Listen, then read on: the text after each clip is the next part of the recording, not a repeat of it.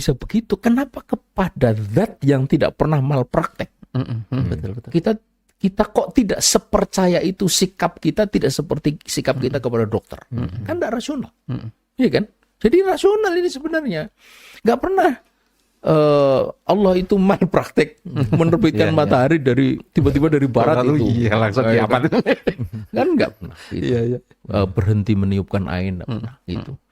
Nah, mestinya kita itu lebih percaya kepada. Dari situ sebenarnya substansi dari apa yang disebut asyadah li syar'i, itu kedaulatan di tangan syariat itu di situ sebenarnya. Yaitu sikap percaya dan pasrah itu kepada kehendak Allah.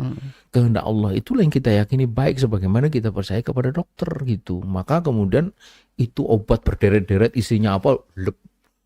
Ini 3 kali sehari. Pernah kita makan 4 kali? Enggak pernah. Takut. Itu karena melanggar aturan dokter. Kalau enggak dimarahi juga sama istri atau sama anak. Apa ini enggak nurut sama dokter? Gitu dimarahi kita. Coba. Kenapa enggak nurut sama Allah enggak dimarahi? Kalau enggak nurut sama dokter dimarahi kita. Gitu. 3 kali. Pernah kita makan 2 kali enggak juga gitu. Ini makan sesudah makan. Ini ditelan setelah diminum setelah makan. Kita nggak juga mencoba untuk sebelum makan. Karena pernah coba juga sebelum makan, lalu sakit perut. Gitu. Karena kena lambungnya. Nah itu kan sebenarnya ada bahaya sakit-sakit karena kita melanggar ketentuan Allah. Cuma kadang-kadang kita tidak memikirkan. Nah di situ, jika kita ini bisa berpikir seperti itu di dalam konteks bicara tentang perbaikan-perbaikan tadi, maka harapan kita pasti akan lebih daripada itu. Lebih dari sekedar soal-soal prosedur demokrasi yang tadi disebut, sampai menyentuh kepada hal-hal yang dasar tentang bagaimana sebenarnya dunia ini, hidup kita ini, negara bangsa ini diatur gitu loh. Nah disitulah ketemu gagasan kedaulatan di tangan syariah, penerapan syariah secara kafah, selamatkan Indonesia dengan syariah, kayak gitu-gitu gitu loh.